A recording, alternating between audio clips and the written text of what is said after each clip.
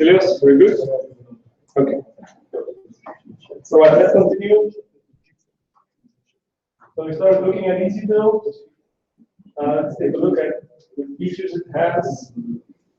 So the main idea behind EasyBuild is that it fully automates the process of building and installing scientific software. So you can fully autonomously build stuff, even if it has interactive installers, like word traffic. It also takes care of dependency resolution. So if you're trying to install something that has missing dependencies, EasyBuild will install the dependencies first for you, and then continue. It also takes care of generating module files. We'll get back to module files. So it both takes care of the installation and making sure that users can access it easily. It logs everything it does, all commands that are executed, which environment they are being run in, and so on. So you can later, for an existing installation, get back to how it was installed in EasyBuild and check on things. If something isn't working properly, or you want to make sure that it was built correctly, you can actually go back and check it quite easily. When something is installed, it archives the build specification, the easy config file, which I will explain later. So with the intention that you can easily reproduce an existing installation later on, maybe on another system, or maybe you want to do a simple version update and you want to make sure that the installation is the same as it was before. EasyBuild is highly configurable. There's very little in it that's hard coded, so you can set things with lots of configuration settings. It supports configuration files, environment variables, and command options. Every configuration setting is available in all three files. It can be extended dynamically, so you can add support for more software, add support for more compilers and BI, without having to reinstall EasyBuild. You can just tell EasyBuild support the need is there, pick it up, and use it whenever you have to.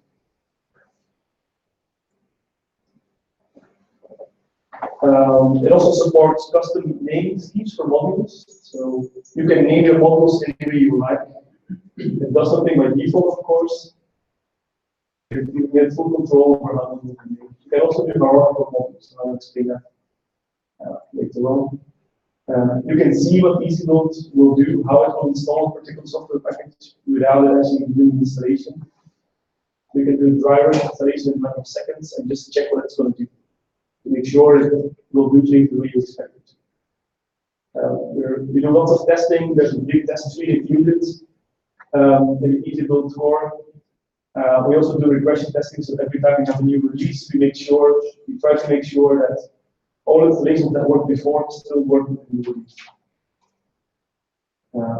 It's a good thing we have clusters to release tests on, otherwise it's going to take a while.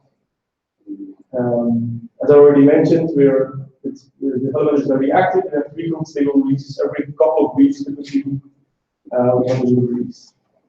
It's also a tool for collaborating between various HPC stacks. So, for example, the UX Supercomputing Center is also very actively using EasyBuild. It's also contributing back to it. So it's not a tool only maintained by us, but it's really a community.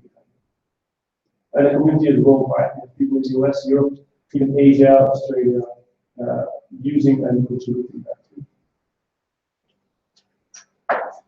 So it's important to mention what EasyBuild is not. So it's meant to be a replacement for tools like Make or Snake or any existing buildings you have. It basically wraps around them. So if your software is being installed with Make, EasyBuild will just call Make for you. You don't have to rewrite the way you install it. It's also not a replacement for package managers like Yarn. So it basically is just a tool on the side, and it still uses some packages that are installed with package managers, They just tries to build all the same software from source, also the dependencies and so on, to fully optimize. It doesn't replace the normal applications.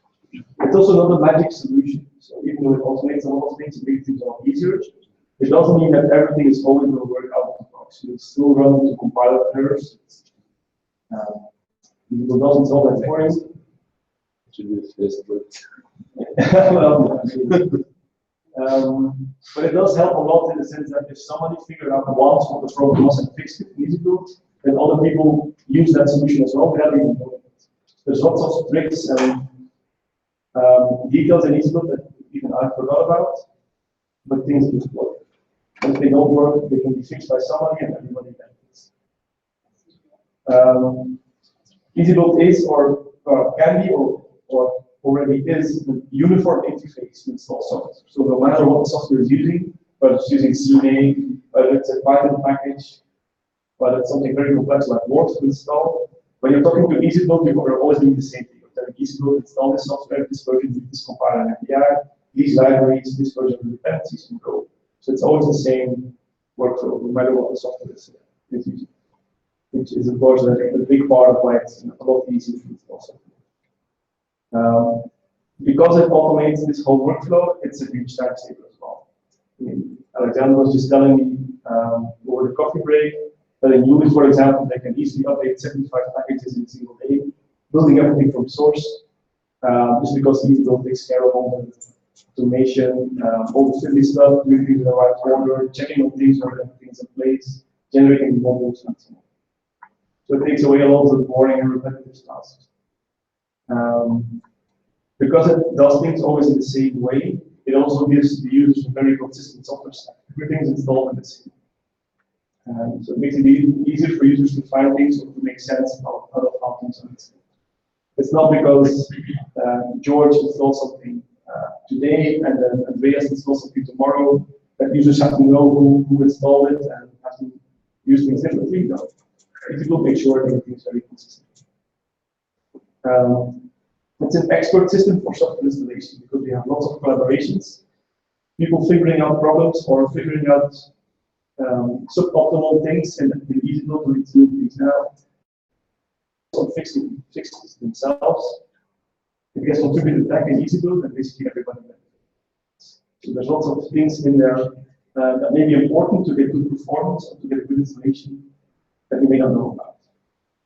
And because of that, it's a platform for collaboration between HPC sites. It can also help users if that's something that the users are ready for, or that you want to support to self-manage their own software.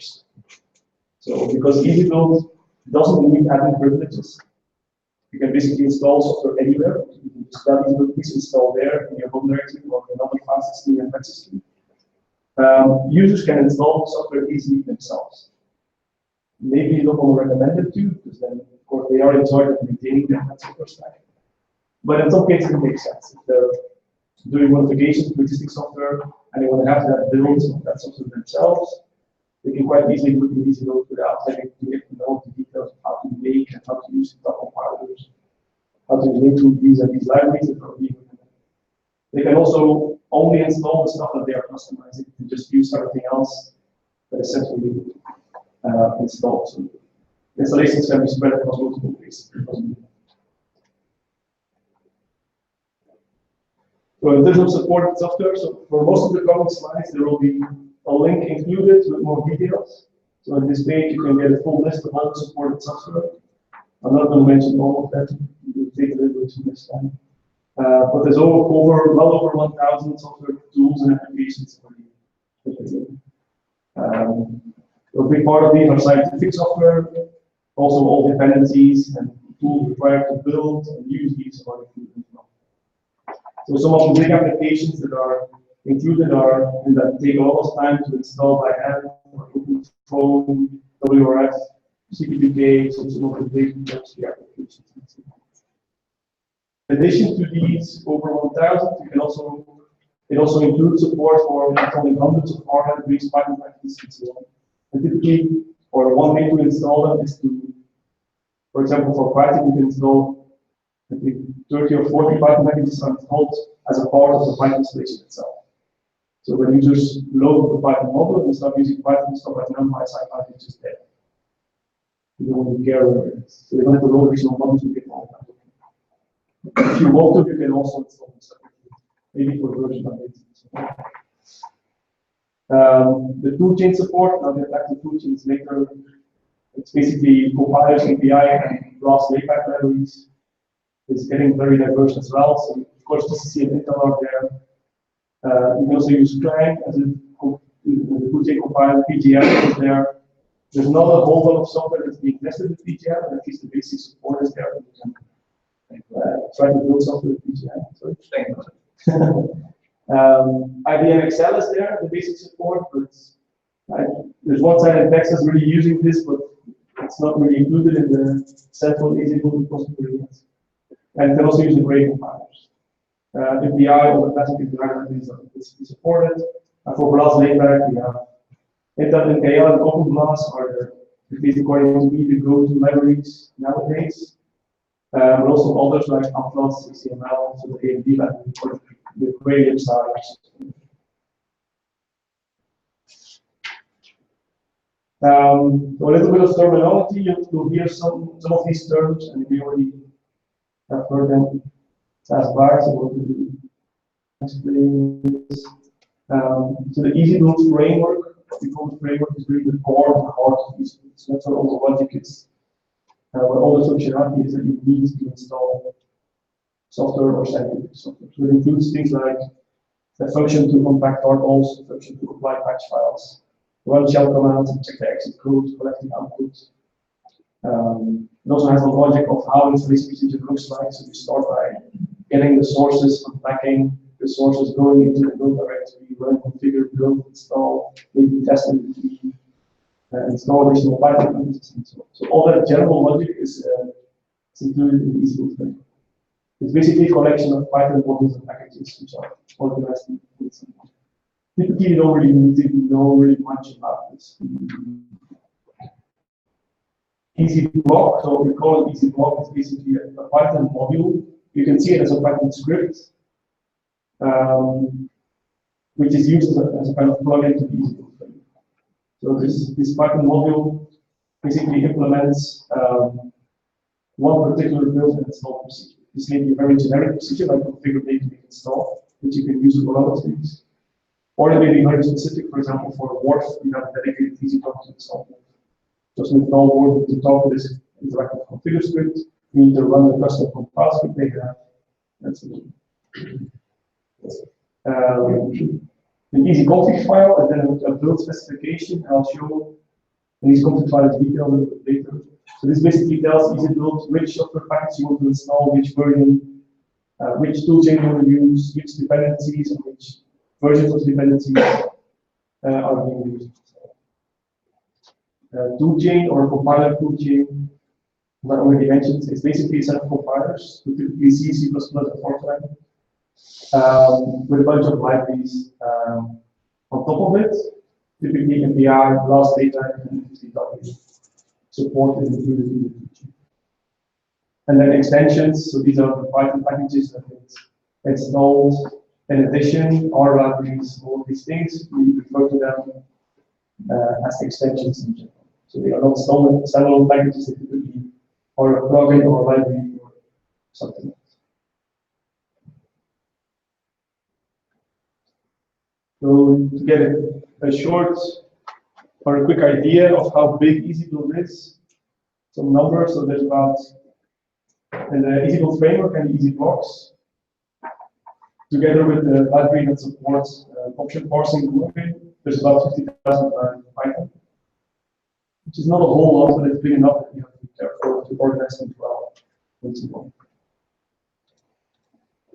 In addition, we have about 15,000 lines of tests. So every time we change something, we fix a bug in easy-build, or we add a new feature, we try to make sure we add a test code as well. Not only to verify that it's actually working as it's supposed to, but also that we know that we're not going to break it in the future. So we try very hard to basically block implementation of new features and test missing, because we know it's going to backfire on us anyway if we don't have a test. Lots of supported software, so this is the exact number for the latest EasyBook release. We have 25 different tool chains, so different combinations of compilers, API, layback libraries. They are available out of the box that you can start using. And of course, for each of these tools, we have different generations, different versions.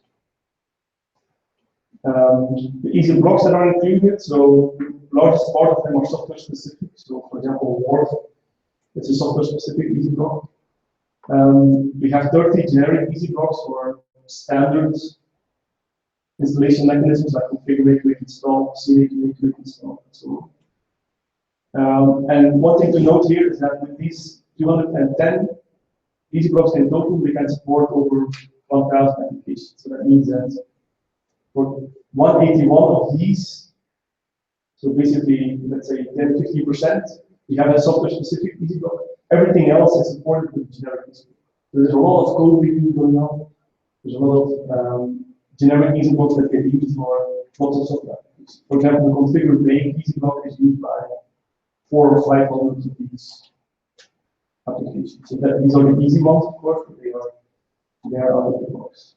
The EasyBuild release, the latest one, includes almost 7,000 EasyCode files. These are the build specifications.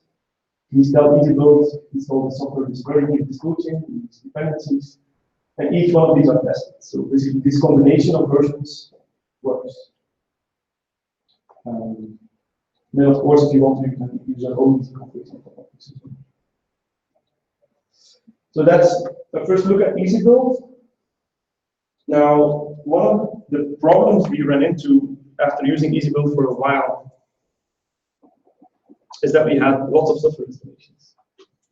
And we needed to have an easy way to let people actually use these installations. And they can see them on the file system, but how do you actually use the software that's there? How do you set up your environment or set up your job and you can actually even use the software?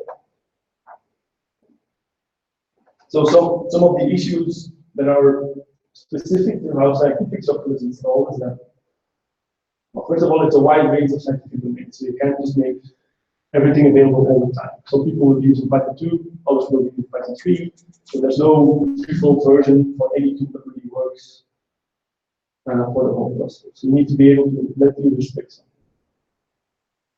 Also, lots of different versions, lots of different builds, and maybe even variants of the same software are installed, and typically also with different generations of compilers. So you recompile things if there's a new compiler version to get the best performance. Typically, stuff is installed in a non-standard location. So if you try to use the commands by default, they will be there. You have to prepare your environment and update, for example, the path variables so you can find the libraries. Make sure maybe that LD library path is set, so the libraries that are required by the libraries can be found, and so on.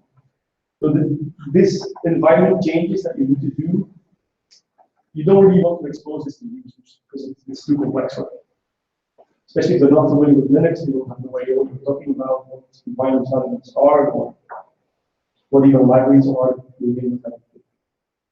In addition, some settings could be software specific. So for some software, you would have to say, this is where you find your data, or this is where you find your plugins. For Python, you have the Python path, environment variable, which may be important for installations to work.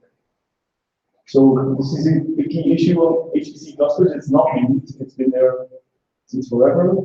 And as I already mentioned, a modules tool is a well-established solution for this. So it basically organizes the mess that we provide to users. What the environment module does, you basically, for each software installation, you get a component module file, which is like a sort of script to set up the environment. Now, it's not a script in the traditional sense, because the script is shell agnostic. So if you're using a bash shell, or a TC shell, or maybe fish, or whatever favorite shell you have, the same module file works regardless of the shell. And typically, at least in the traditional environment modules tool, these scripts are written in Tcl, so it's a specific scripting language. The users don't use these module files directly, but they talk to the user interface, which is the module command. And I'll show that in the video later. So this is used on basically, I don't want to say all HPC systems, but over 80% for sure. So we got some numbers on this during a ball session at Supercomputing, so certainly more than 80%, probably 90-95%. If you go to an HPC system, the one will come out to will be there, and you will find lots of models. And it's been there for a very long time. So typically people use the traditional environment models tool is table-based. Didn't include the link here, I'm sure. But if you Google environment models, you will end up on some SourceForge website, which has the environment models tool. It works, it still works, lots of sites are still using this, but it's no longer actively maintained. So the standard implementation is a combination of Pickle and C. The release was December 2012, this is already getting a little bit old. And this was a bug fix release. The fix for the bug reported because of Execute, and the release before that was also like 2 years. There's a pure Pickle version, which seems to be actively maintained, but I think it's like 2,000. Don't see any pure Pickle. I can comment on that because I know one of the maintainers, Xavier Delarbel from CA, French so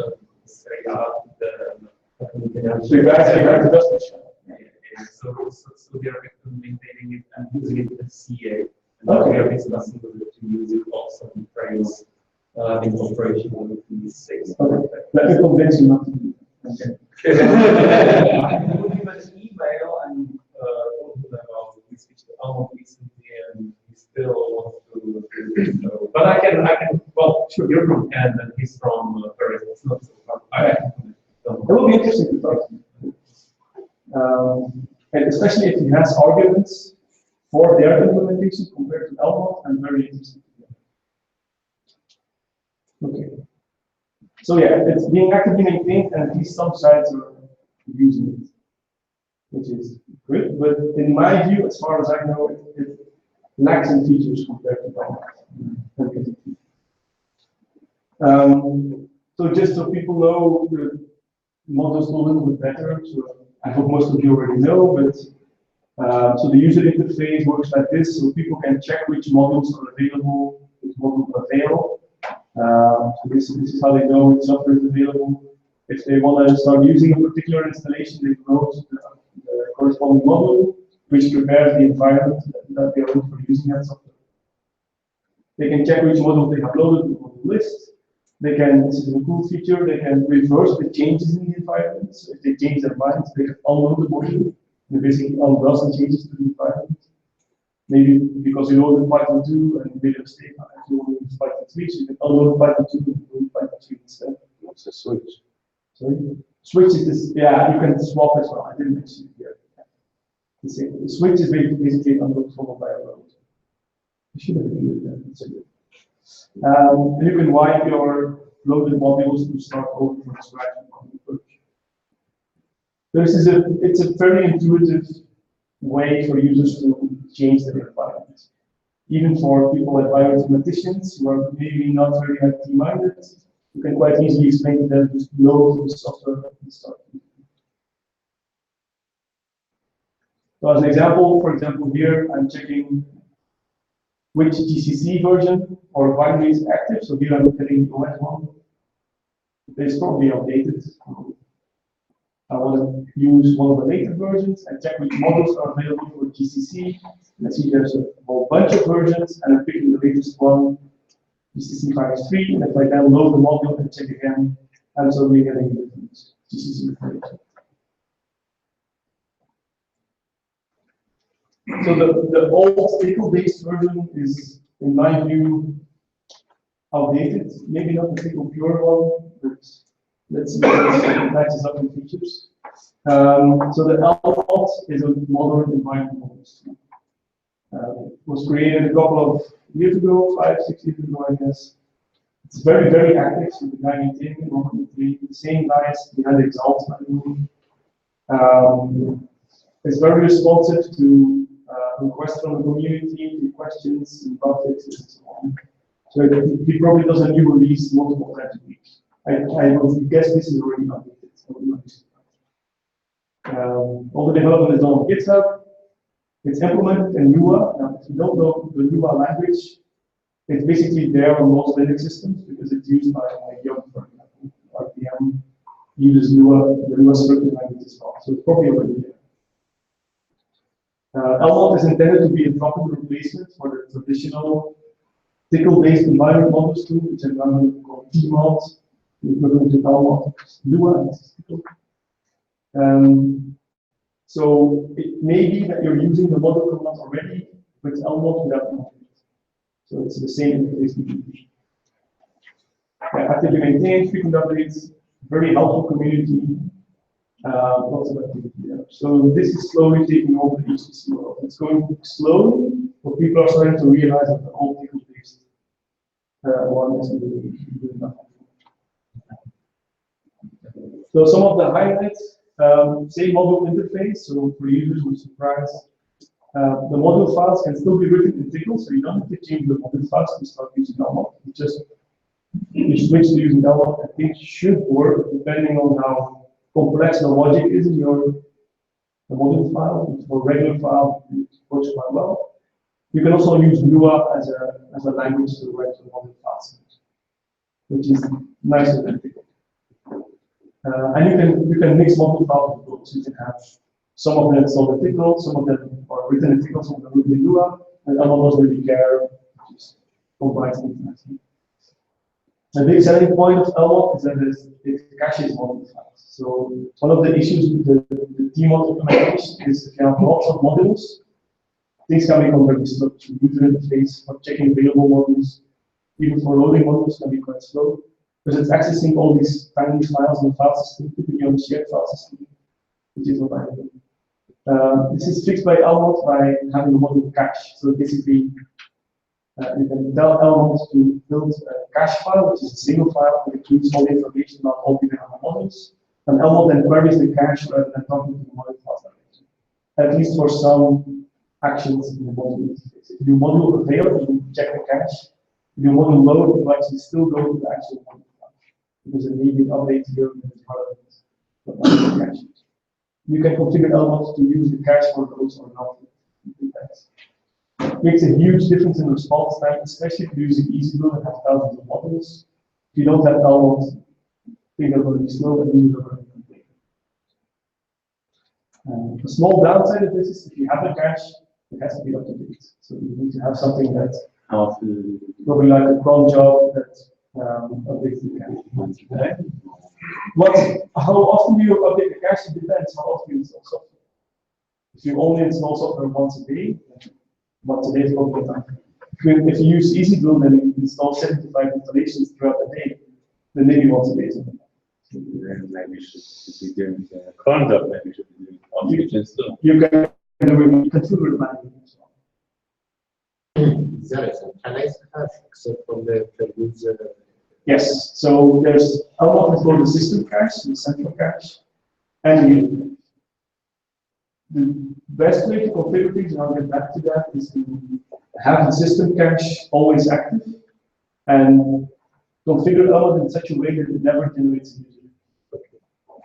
The only situation where it makes sense to also have a user cache is if the user has lots of modules himself.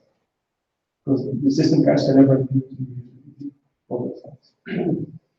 But I have a specific slide of that because this is an important aspect.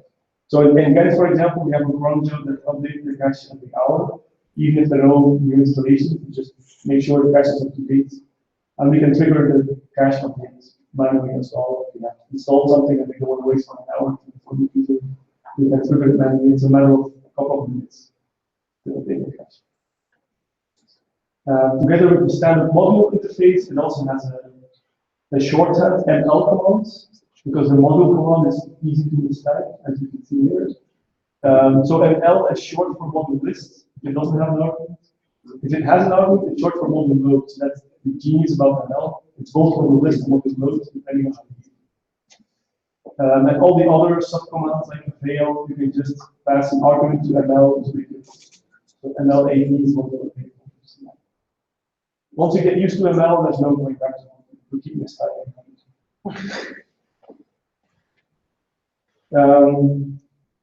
So Elmo is mostly a drop-in replacement to keywords. It's not a full one-on-one match.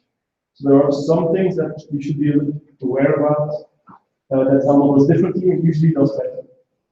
So one big difference that people maybe surprised by or are even learning is the one name. So basically with Elmo, you can only have one single module loaded for each software package. So for Python, for example, there's only one Python module that can be loaded. Only one GCC module, only one Word module, and so on. So Elmo doesn't allow you to have two versions of the same software loaded at the same time.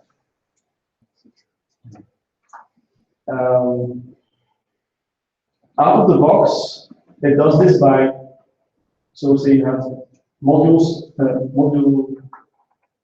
you have the Python 2 module loaded, and then you load Python 3. What Elmo does by default is unloading Python 2 and loading Python 3, which may be what you want, but not always. Isn't it a swap version? Yeah, I know swap is basically what it does. Sure. It swaps one module,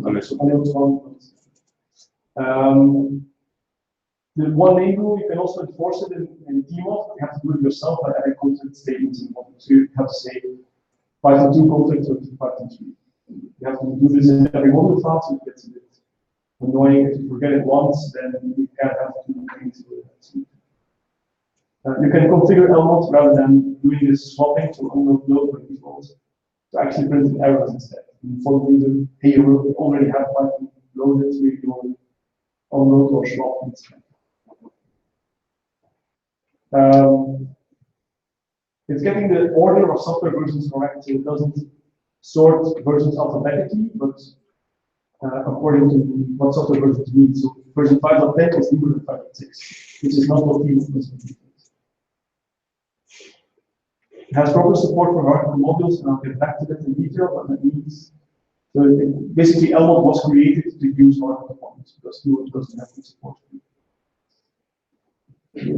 Other stuff, just very briefly, you can define families of modules. For example, you can define an MPI family to specify that there's only one MPI module that can be built. Whether it's open API or MPI, it doesn't make sense to build these both at the same time. So you can say only one MPI module. You can add properties to modules which show up in colors and modular layers. You can say this installation is GPU aware, or maybe mark things as being beta installation. You can have sticky modules, so modules that not get unloaded or module purge unless you force to unload them, which can be useful. Sometimes sites have a module that should always be loaded to set up the default environment for use, which is also users can define collections of modules, so they can load several modules, organize their environment, and then use module save, give it a name, and later easily restore that same collection of modules. System administrator can deprecate modules. So if you want to get rid of all the installation, you can actually say to Elmo, every time this old module is loaded, the user should see a message like, beware, this installation is very old, it's going to be removed at the end of the year, please migrate to something else. This is very easy. It supports implementing hooks to customize the behavior. So for example, we have a hook implemented that basically spits out a log message every time the module gets loaded. So module loads which user, which module is added to syslog, and then later we collect all information so we can make graphs of which module is loaded. So this is the easy version of tracking software usage. And internally it has good debugging. So if you run with the -D, you will see how it all works internally where things go. So if you want to debug something, it's quite nice. So some community related things. EasyBuild and Elmo have been growing quite fast in the last couple of years. Today, so certainly for Elmo, we claim that it's being used at hundreds of HTTP sites online, all across the world. For EasyBuild, I'm reasonably sure it's over 100, but it's not 100. But the news is getting quite big. And it's both being used on small HTTP sites and very big ones. Both communities are very welcoming, very supportive, so even if you're totally new to these tools and start asking stupid questions, we won't make fun of you and say, oh, people fucking documentation. No, we will be very helpful and try and help you out, point you to the right parts of the documentation and give you clear answers to your questions. There's also quite a bit of overlap between EasyBuild and Elmo nowadays. So we recommend Elmo as one tool, and lots of people in the Elmo community are also using it. Active mailing list, which you should join if you're using or interested in using, or if you have any issues, let us know. EasyBuild has also an IRC and Slack channel where you can just join and start talking to us.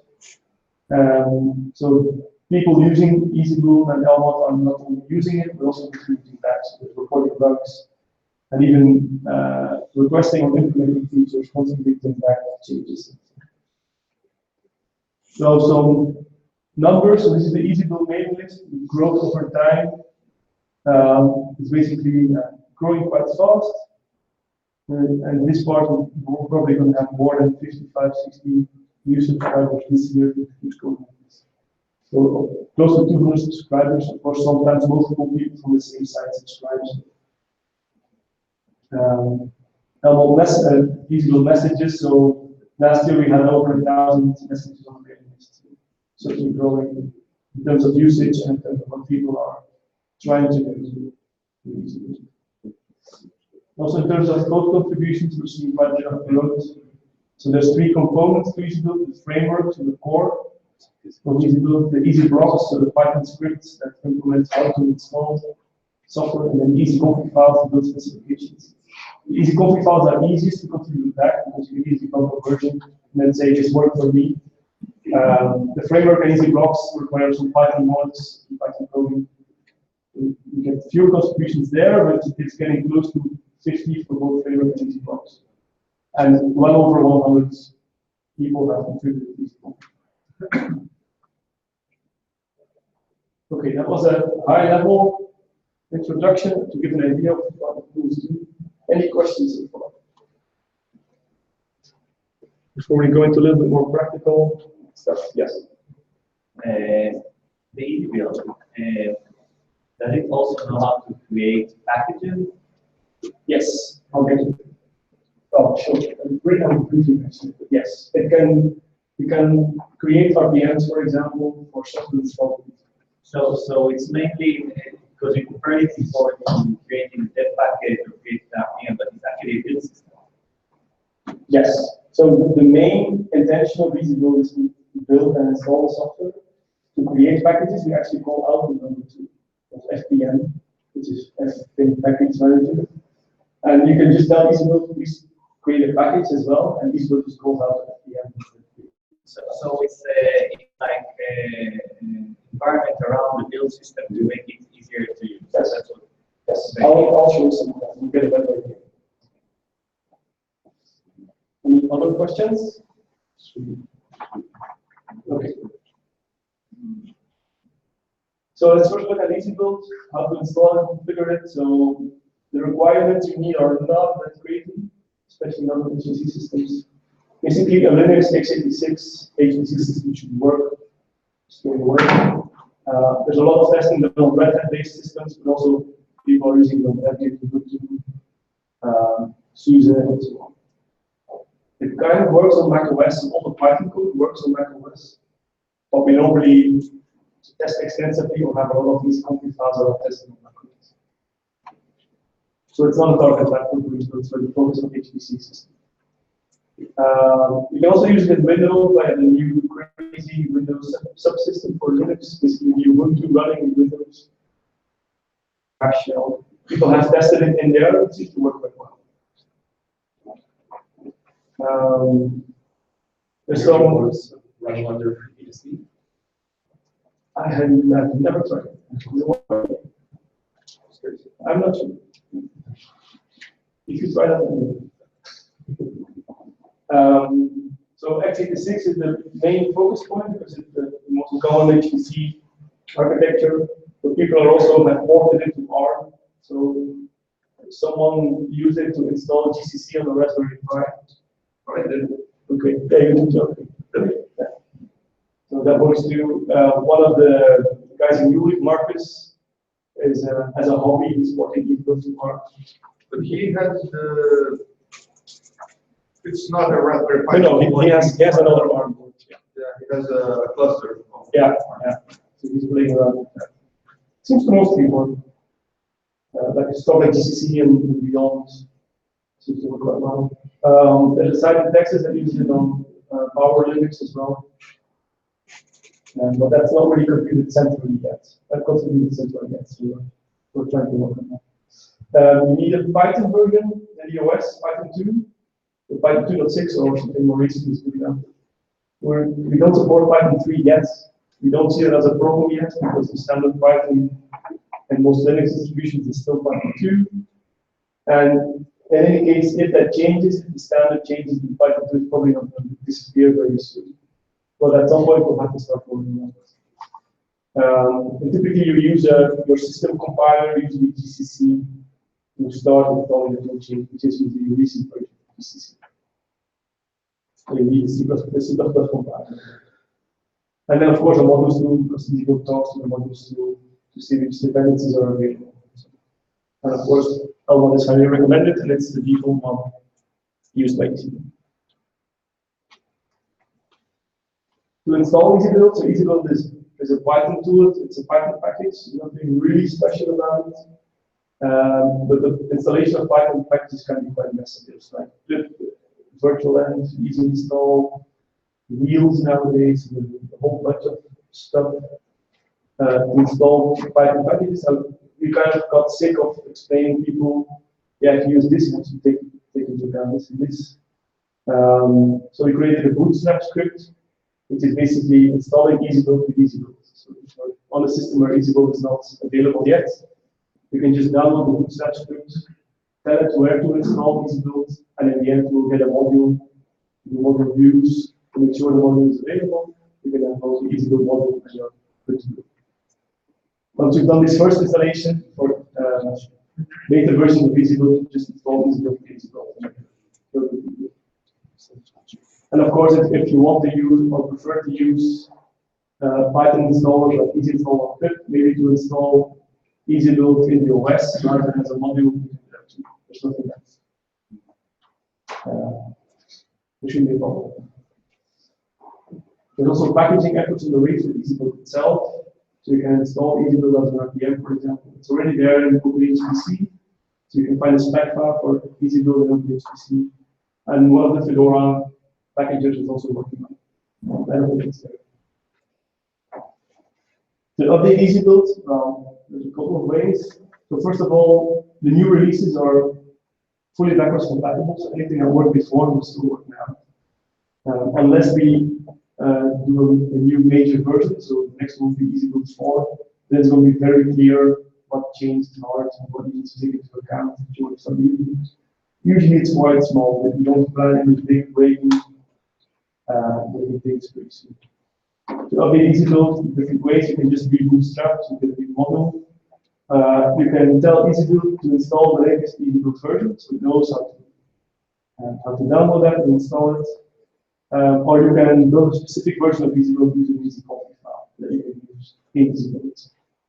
Or you can find EasyBuild. So once you have EasyBuild, update things straightforward.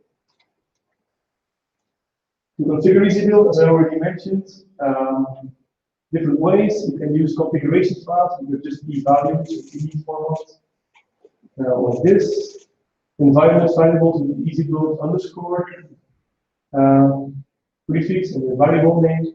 So for each of the configuration options, the corresponding EasyBuild variable.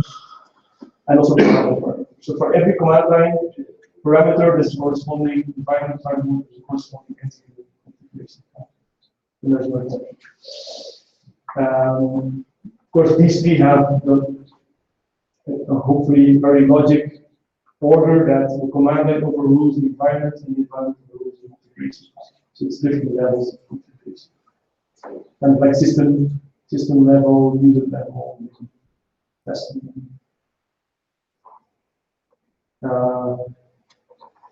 By default, EasyBuild will do stuff in $home.local, which is a sort of standard. It's a weird standard to use. You have to pick some default to manage one pick standard. Of course, that's not recommended typically in these PC systems. You don't want to install lots of software in a hidden directory in your home. So you should change this by configuring EasyBuild. Once you've done that, you can use the show config option to split out the current configuration. So it will split out something like this. So here we are configuring EasyBuild with the environment variable EasyBuild prefix. We're customizing the build path to -m in order to show the configuration. And what it will do for a couple of important configuration settings, it will always include them. And then for any non-default configuration setting, it will also be included here.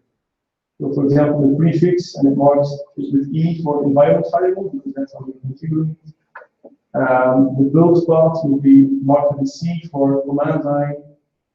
And some of these others just follow the prefix, so that's why you also have the E. And this one is marked D for default. So you can both see what the configuration is like and where things are stored. Which can be important if something isn't where you're expected to be. You don't have to hunt down or even configure it different time.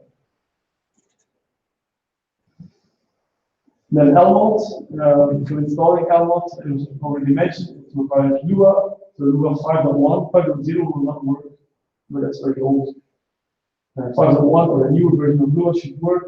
It needs a couple of non-standard Lua extensions, but usually packages are available for these configuration. So these two are hard required. These two are recommended, but if they are not there, LMOD ships the version of those. The installation procedure is quite straightforward. Configuring the install, so nothing special. It also includes some profile scripts to set up the environment for users, which you should typically include so that if people log into the system, the module command is defined, the amount command is defined, and things just work.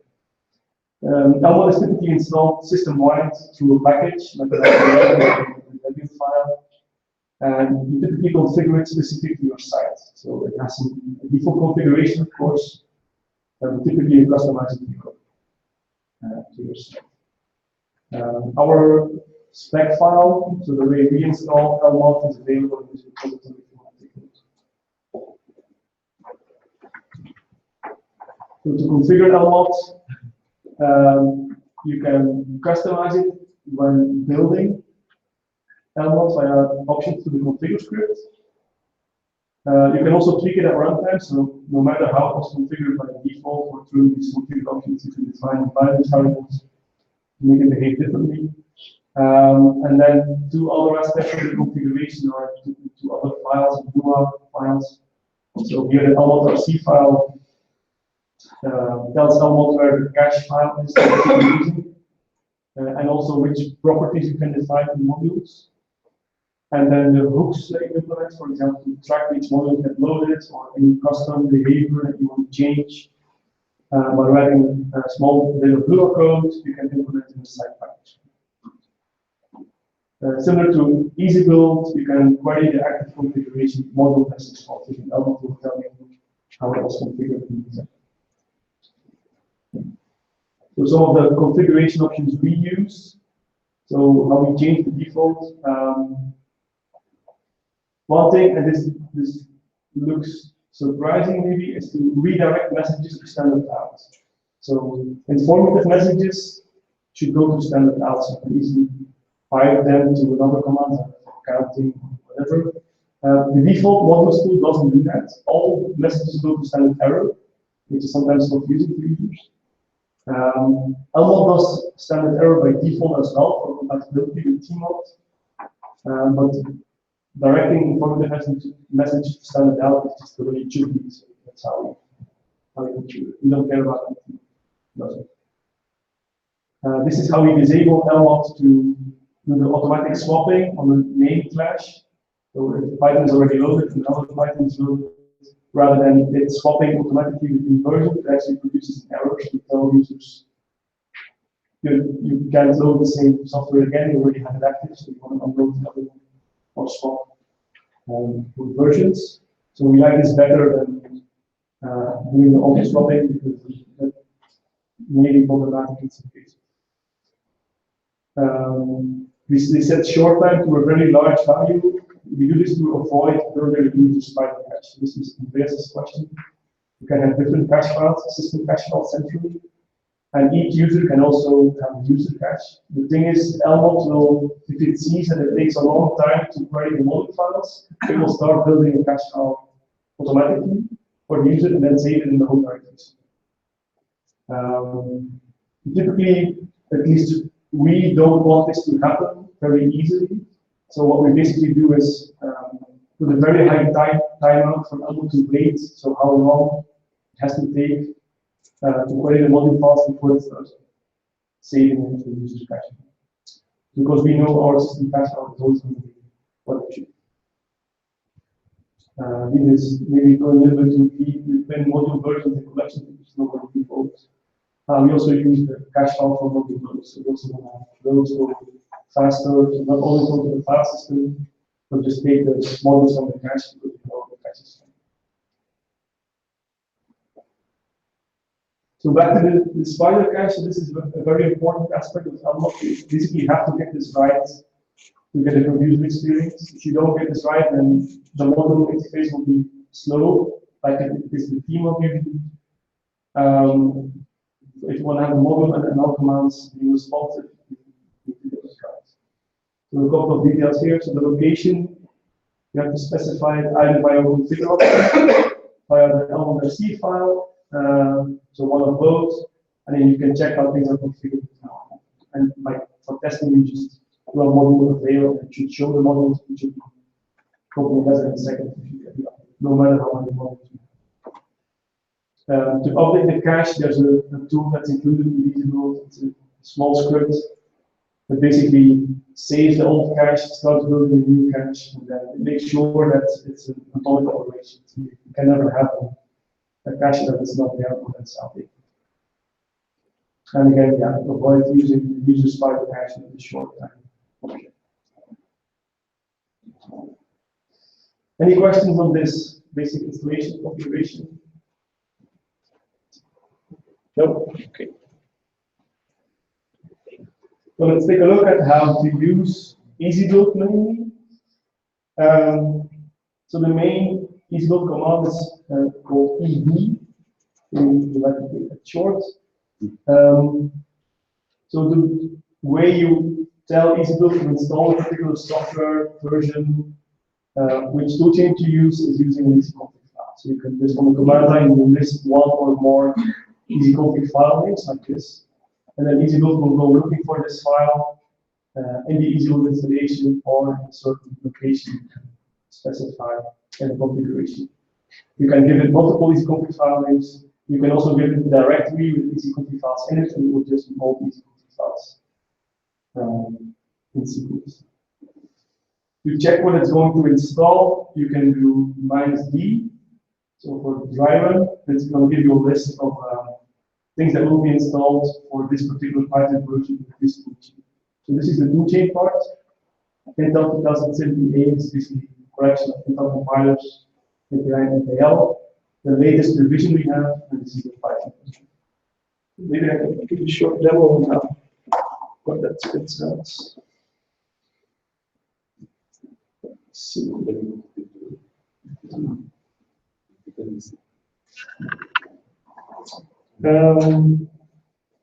Local.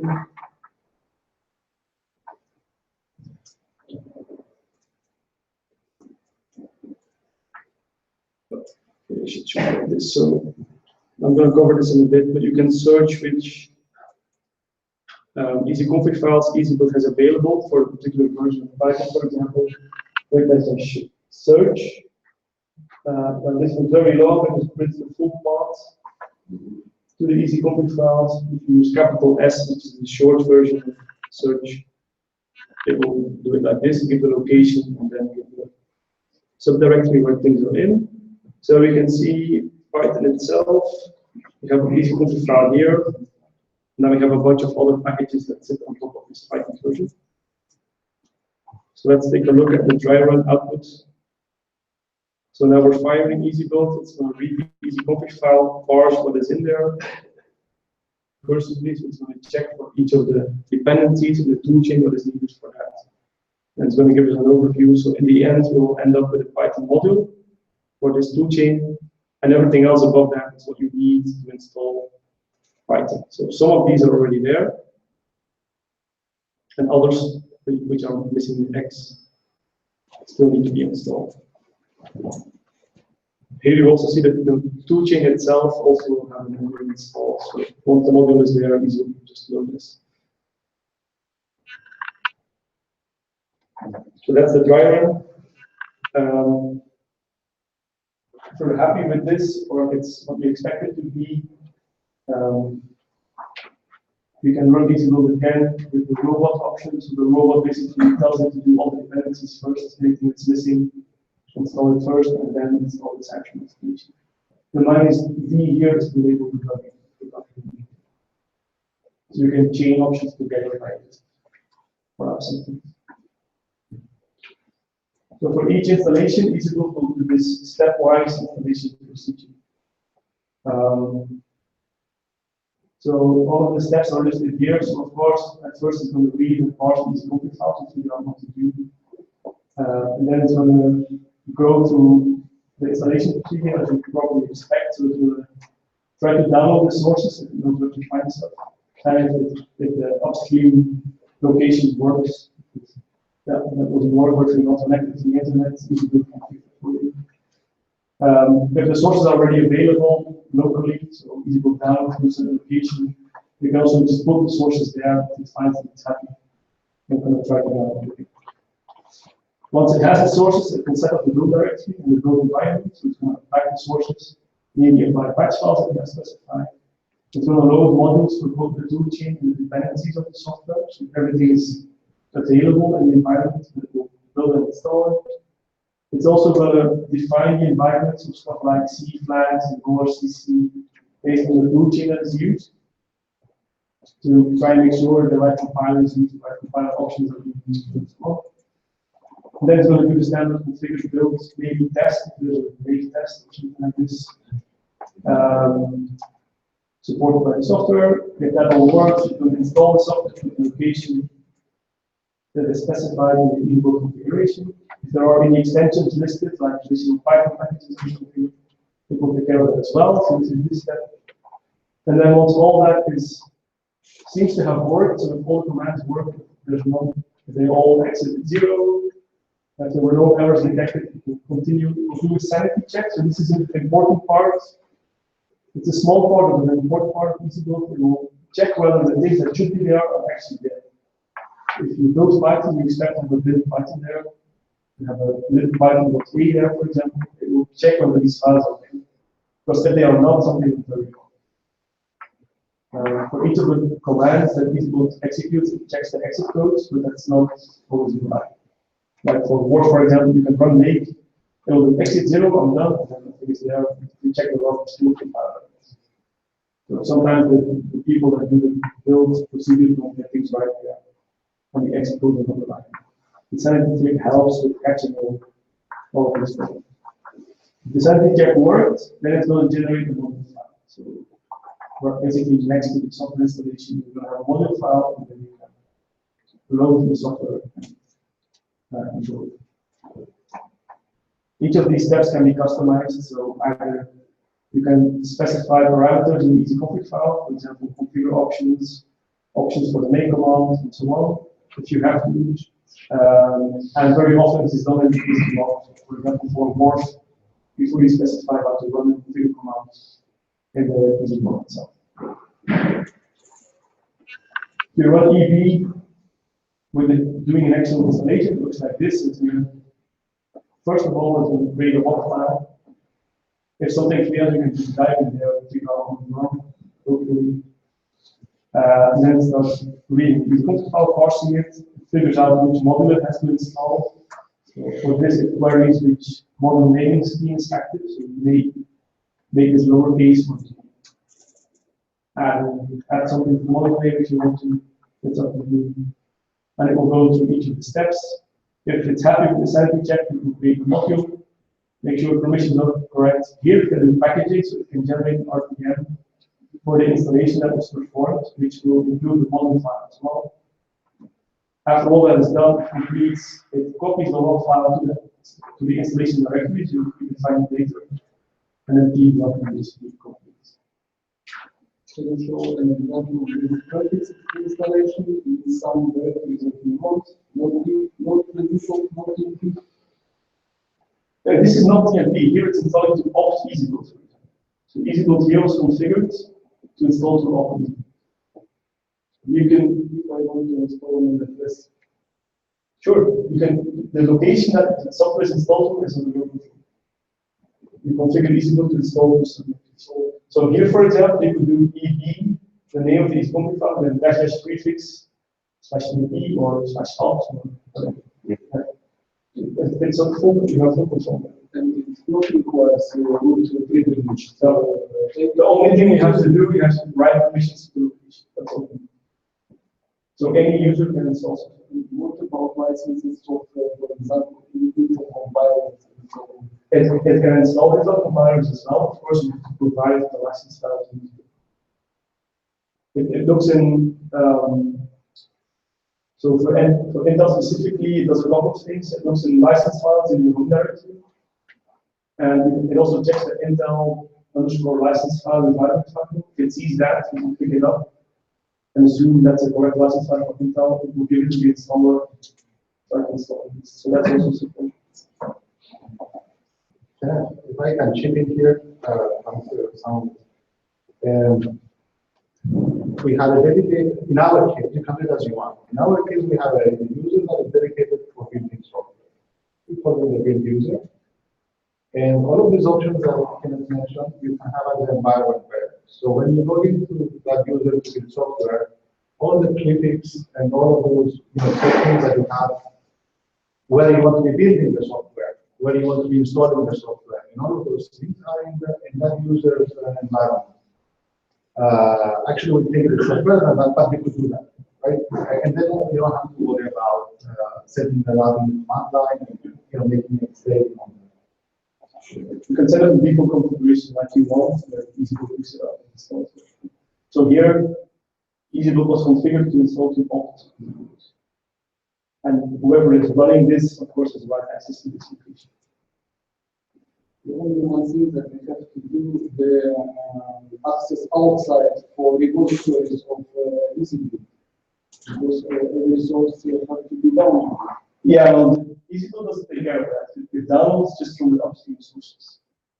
So that's what it does by default. But say if you're building on a system that doesn't have internet access, you can just download the sources yourself somewhere else, put them in the location where EasyBuild looks, and the first thing EasyBuild will do is it starts building GCC in the source path, and you can configure that. It will check for the toggle for GCC. If it finds it there, it will leave that from back. So even if you're building on a host that doesn't have internet access, you can still build it. We don't take care of the sources. So there's no EasyBuild repository of all the sources of the software. We just pick it from upstream or search it on those file system like for Intel compilers, for example. If you don't you have to give it to the installation. Seems like a magic. It's called easy, not easy.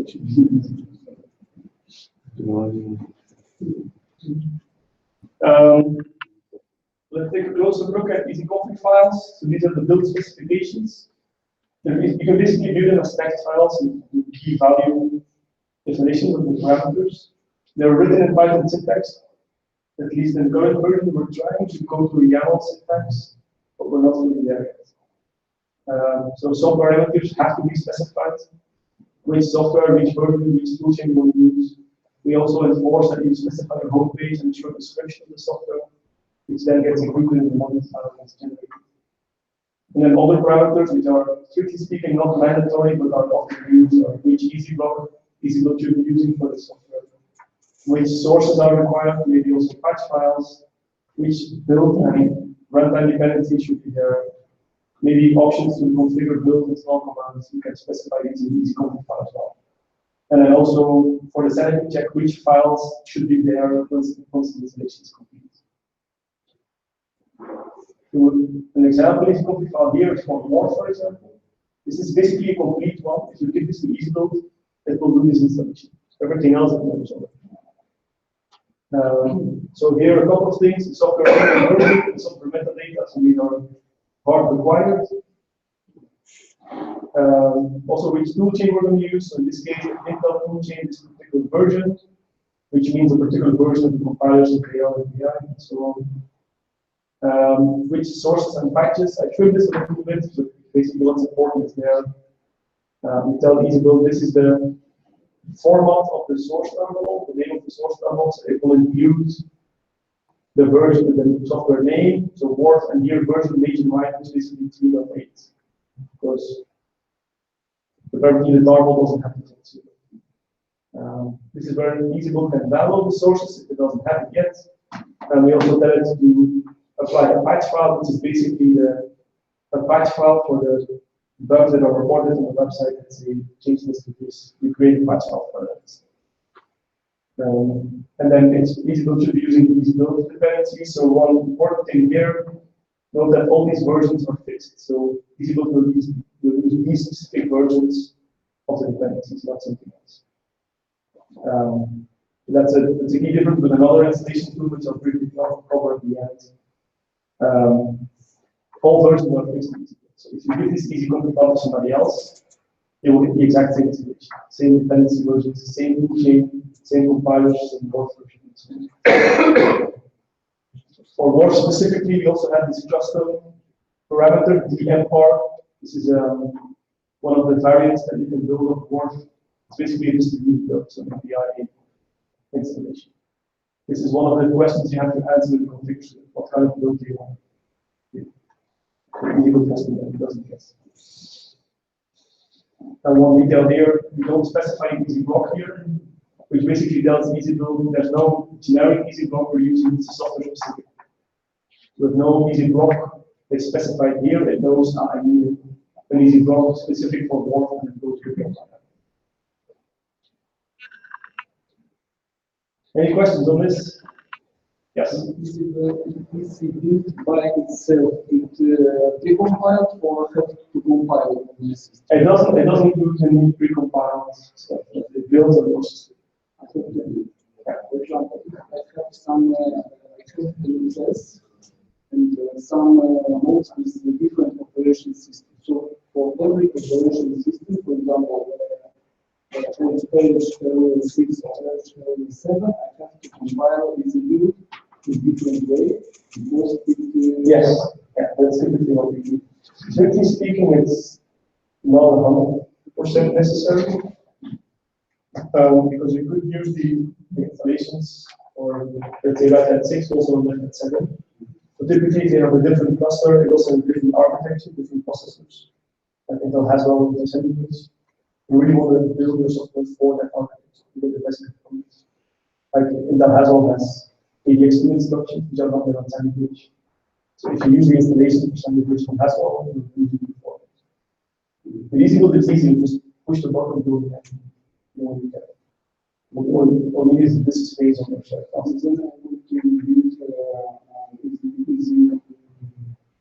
EasyBuild, I can use kenneth2 and put it on your test.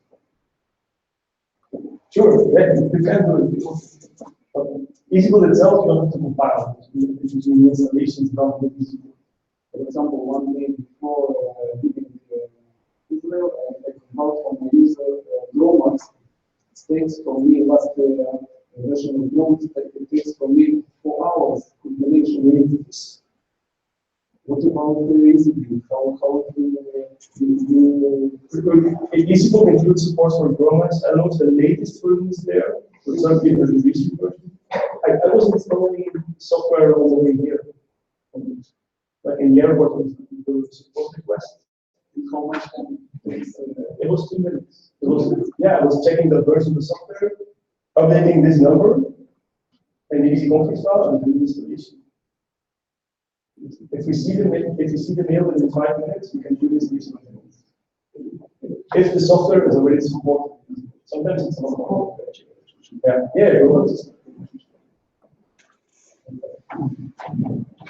okay. Let's continue because we're running 20 minutes, running out of time. There's a couple of advanced more advanced features I want to mention. So the log files, I already briefly mentioned this. It totally logs everything that's being done, so you can maybe get back to it. So how is EasyBook configured? Which EasyCompute file was used? How does it look like? Which modules were loaded? Which versions of dependencies and toolchain? How the environment defined where the build was performed? Which command were executed and what was the output, and so on. Everything is there. You can get back to it. The log file is copied in the installation, so you don't lose it. And maybe later you want to get back to it in case something isn't where you're supposed to. Also, of course, when the build fails and it happens. So sometimes if you do version updates, you think, oh, it's just going to be the same installation as before.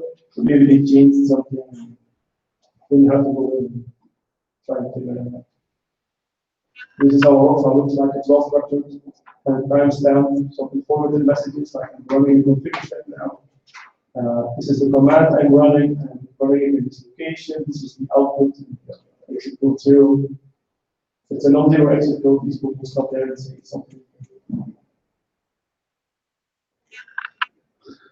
To add support for software that is not there yet, for software versions that are not there yet. So for every software installation, you need an EasyCompute file. It's a simple version block. You need to either copy an existing EasyCompute file, change the version, update the version, or we also have command line options for this. You can try software version, and EasyCompute creates an EasyCompute file, changes the version, and hopefully download the resources and build those worksheets. So you don't even have to hand create or hand update the EasyCompute file. But you do need the EasyCompute file for every installation. It's well covered in the documentation. If it's totally new software, you also need to figure out which EasyBlock EasyBook will have to use. If it's a standard package like configure make install, you just tell EasyBook to use this EasyBlock. It knows how to do it. You give it the right configuration options maybe, and it continues. If it's something very complex like Word, and this is something we'll have to do soon for TensorFlow, for example, which is using this Basel build tool, which is new intention investment. I'm not very sure. But for TensorFlow, we would have to create a software-specific EasyBlock. It's not standard enough to use a generic one. This requires some writing some Python code. It has some good documentation as well. Some generic EasyBlocks that we use a lot. So I already mentioned configure make, which is used for 400 or 500 of the tools we support. Standard configure make install. Of course, configure get the prefix where things need to go, and you can add your own configuration options quite easily. CMake make is another common one, same as configure make, but using CMake rather than configure script. Python packages have their own EasyBlock, so you can tell it to do the Python setup while install, or use Split, or use any of the 100,000 other Python defaults. Make CP is used a lot for finding somatic software. It doesn't have a configure command. It has a make file, but they don't have a make install target. So you just run make, and there's a you typically want to copy out the binary to delete the directory. It's nice and clean. Maybe also copy some other example file. Let's make CP, and the tarball is just unpacking the tarball, copy everything. That's for typically binary installations, or just a question of rule scripts and anything that doesn't need it. Building, and binary is used for binary installers. For example, impact compilers are sort of installed by EasyBlock. There's lots of others. We have, I think, 30 generic EasyBlocks now for standards builders. So there's a little bit of a thin line between EasyCompute files and EasyBlock. When do you really use an EasyBlock? When do you get around, get away with an EasyCompute file? It kind of depends on how clean or dirty you want to use this. So there's a lot of flexibility you get in EasyCompute files.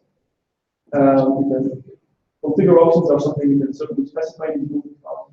But sometimes you have people hacking around, trying to convince EasyBlock to do something while it's actually better to write EasyBlock. The downside is for writing EasyBlocks, you need to have some Python knowledge and know a little bit about EasyBlock framework, how to talk to. So some signs that you read in EasyBlock are some critical values for easy builds, easy config parameters for things to work. Maybe also configure options. If you're building the data compilers, then you have to tell it, I'm using the compilers. And rather than making sure you get that right at every easy config file, you do it once, easy block, and you will get it right. Also for dependencies, same story. If you have to run interactive commands, you basically have to implement an easy block so you can tell it for this much you do this out.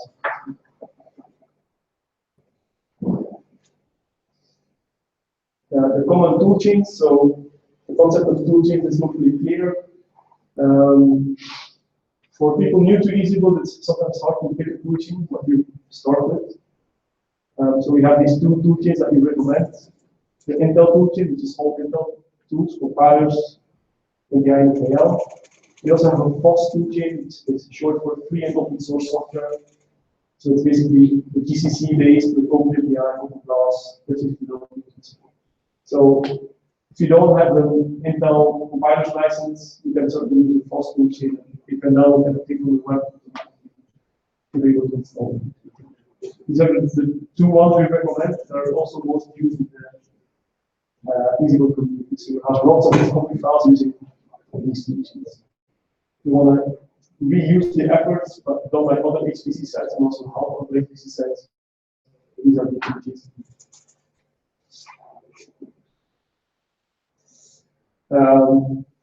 The installation procedure that EasyBuild will install, you can get a quick view of what it will do in a matter of seconds using the extended driver.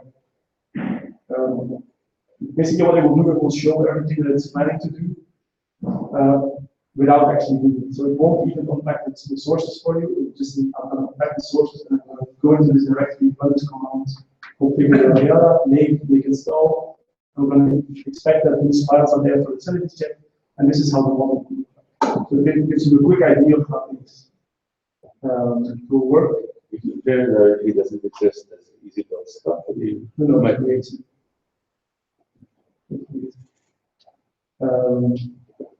So this driver is very useful when debugging EasyBlocks, for example, changing these config files. If you change something, you want to check on how it's reflected in EasyBlocks. You can get a quick idea. So this is a request that we really don't need because we know enough about EasyBuild to predict on how it's going to install things. But for some users, EasyBuild was too much of a black box. It was working, but they couldn't really figure out, or it was too much to figure out what it was doing. So this was implemented basically by request from the community. Give a quick idea of how it looks. So this is the output for Morph. -X or extended driver is the same thing. It will just tell, I'm going to use this easy config file from the location. I'm going to use this easy block, which is in this location, so you can actually dive into the easy block yourself if you want to. This is the module I'm going to install.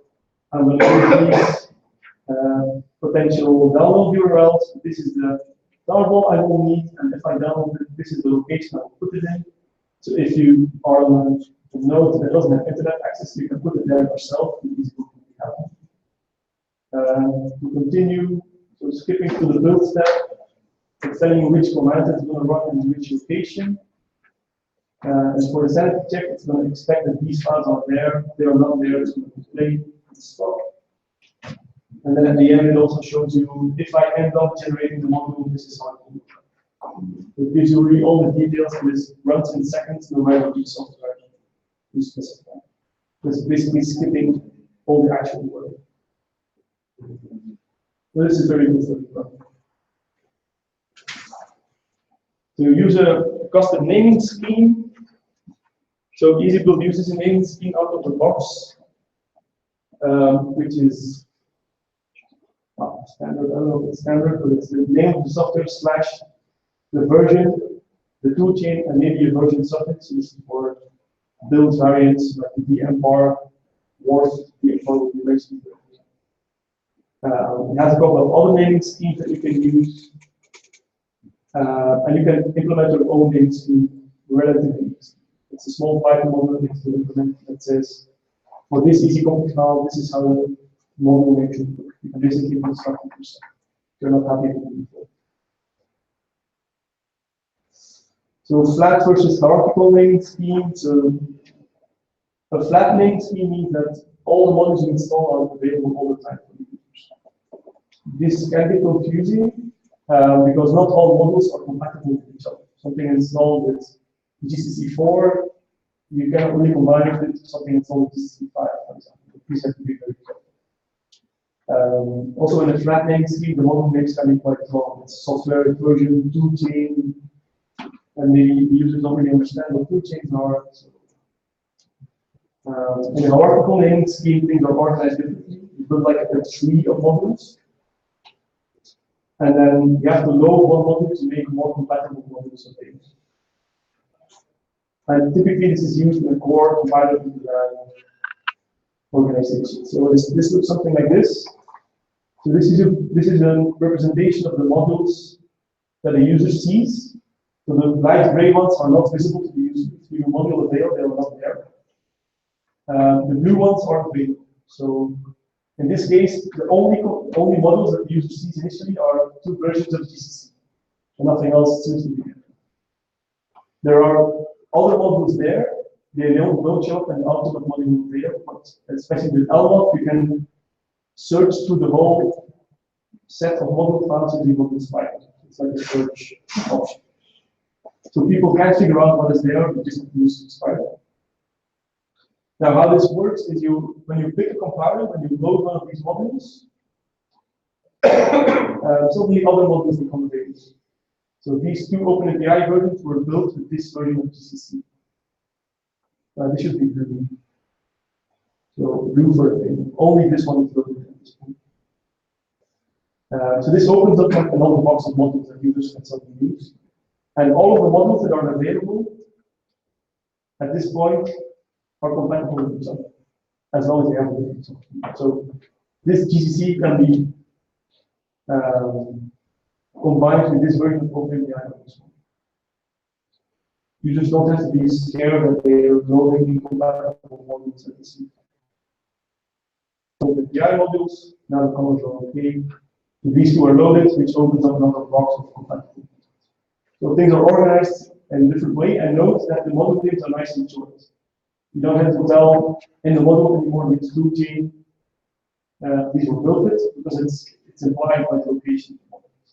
So things are nice and short, and people can only load compatible models. That's the idea behind hierarchical model names. But then actually using this in practice is a little bit more complex. And organizing your models in this way can be quite tricky. You have to know really how this works. The good news is that EasyCode knows about this naming scheme. You can just tell EasyCode organize the modules hierarchically, and it does it for you. It gets all the details right to make sure that it's working properly. Yeah. Let's say I need fast Fourier transform 335. Yeah, this one. How am I able to understand which models I need to load? Yeah, this is what Spider is for. So this command, module Spider, we do module Spider FFTW335, and Spider will tell you, this module exists, but you have to load this GCC and this OpenAPI first. You will give me all the possibilities. Yes. I mean, MPI 110.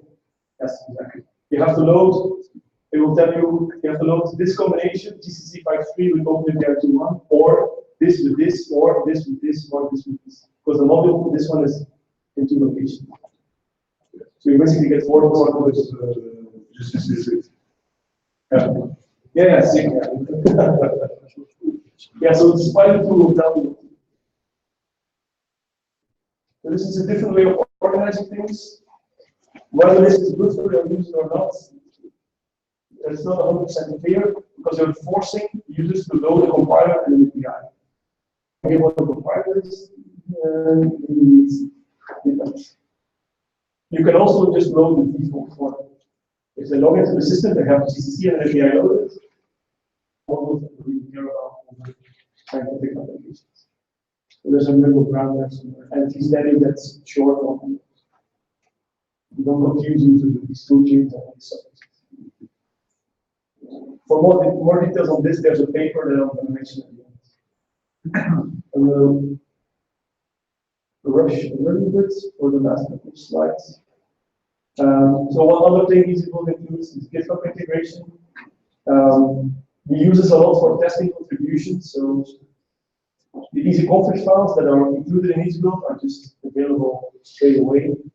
But if some easy config files are only available in the repository upstream in GitHub, we can actually just pull them in straight from the EasyBuild command line. We can do from pull request from PR, we give it a pull request number, and basically tell EasyBuild, yeah, this new stuff I won't dispute even though we don't have it locally. We just pull it in from GitHub to start installing. We can upload test reports for things we test with people who open a pull request with us. We can upload a test report to say, hey, this worked for me too. So it's probably a good idea to merge this. You can even create contributions from the command. You can create pull requests, you can update existing pull requests straight from the EasyBuild command. This saves quite a bit of time because you don't need to know all the Git magic anymore. EasyBuild does it for you. And even for experienced contributors, there's like to make a contribution and to start a new Git branch, you have to add a file for every Git commit, push to GitHub, log into GitHub, click on the pull request interface, open the pull request, and so on. New PR does that for you. So it's just a single command, and you can easily make a contribution. This was fun to implement to a time saver. Some other features that weren't covered, I won't go into detail here, but the packaging support, for example, is mentioned here. This was one of the questions. You can submit installations to a cluster as jobs, so as individual jobs for each of the installations, and these will order things correctly, so you can like parallelize the installation. We support RPath linking as well. Users can install their own modules if they want to. You can do partial installations, like only regenerate a module file. That makes sense. EasyBuild is supported on gray systems as well. That's relevant for people. So it's the people at CSCS in Switzerland are relying heavily on EasyBuild on their gray systems. Contributing back is maybe a little bit too far, but we have good documentation how to contribute back as well. And we don't only consider code contributions, but also any feedback, bug reports, questions. That's all contributing back, so we're very open to all of them. To close, so how many people here have heard about SPAC? 1, 2, 3. I should have asked this question in the beginning, but how many people have heard about EasyBuild before I started talking? More. So SPAC is also an installation tool. They call it. It's more a package manager. It's how we're calling it, at least for scientific software in HPC. It's more recent than EasyBuild. So when we started EasyBuild, this was the variant. This is like 2, maybe 3 years. It's developed by somebody at Northern Livermore. And it has really grown a lot in the last couple of months as well. It's sort of similar to EasyBuild. It's also implemented in Python 2. They also generate modules. So they do certain things in a very similar way. They also have a concept of easy blocks, they call it packages, package files. It's quite similar. There's a couple of key differences to EasyBuild. So we fix all versions of dependencies and toolchain and make sure things are really useful for other people. They have a more flexible approach. So on the SPAC command line, you can say EasyBuild install GrowMax for 5.1 with GCC and everything else, figure it out. So SPAC will just fill in the gaps like, oh, I need this, I know I need this dependency. They're not asking for a specific version. I will just use this version I know about. Same for GCC, if you don't care about the GCC version, I'm going to use the latest 6.2 or 6.3 or whatever. So that's very useful for software developers, but for user support needs or people that want to reproduce installation that somebody else did, this is really not what you do.